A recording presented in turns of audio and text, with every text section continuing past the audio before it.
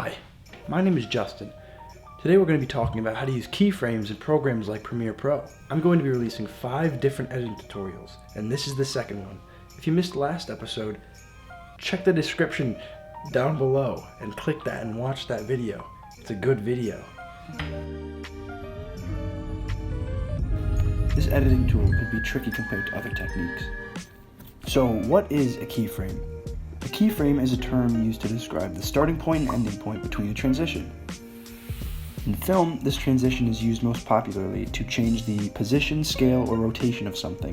It could be the video clip just moving around the screen, or it could be a special effect that you add that you're trying to maybe track onto something. When using keyframes in more advanced ways, you could alter the brightness, or the coloring, or really anything your editing program will allow you to. Keyframe isolates a certain frame and says, this one is important because it's the beginning of a transition.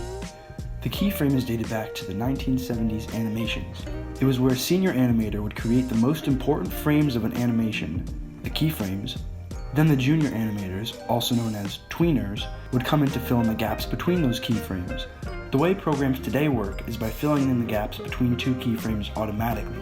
The information to get from point A to point B is distributed equally among the frames in between so you can get a clean animation. In order to create a keyframe or animation, you want to find where your program has a little stopwatch and click it. For Premiere, it's in the top left in the Effect Control panel. Once you click the little stopwatch, it should turn blue, and automatically a keyframe will be created where your playhead is in your timeline. So let's say you want to have this clip slide in from out of the frame and then stop. So let's do that. So press the stopwatch, move the keyframe to the beginning, and then we want to have it slide in. So I'm just dragging right now. Let's stop it right here, move it to the end, and there we go, right? Make it a little quicker. Boom.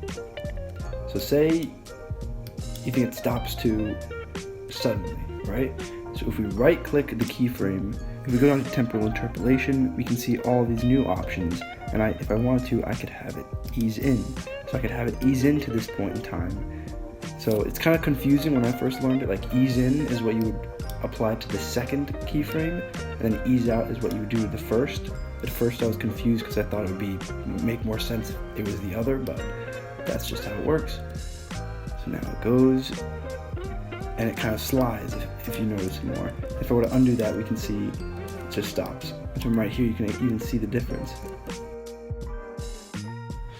Well, there you have it. That's keyframes. I hope you learned something in this video, and now you feel more confident to use keyframes to help spice up your videos in the future. If you have any tips or questions or stories about bad experiences with keyframes, drop it down in the comments below, and I'll respond to them just like last time. If you thought keyframes were crazy, I don't even know what to say. Next episode, we're going over masks. Better get ready. All right, see you next time.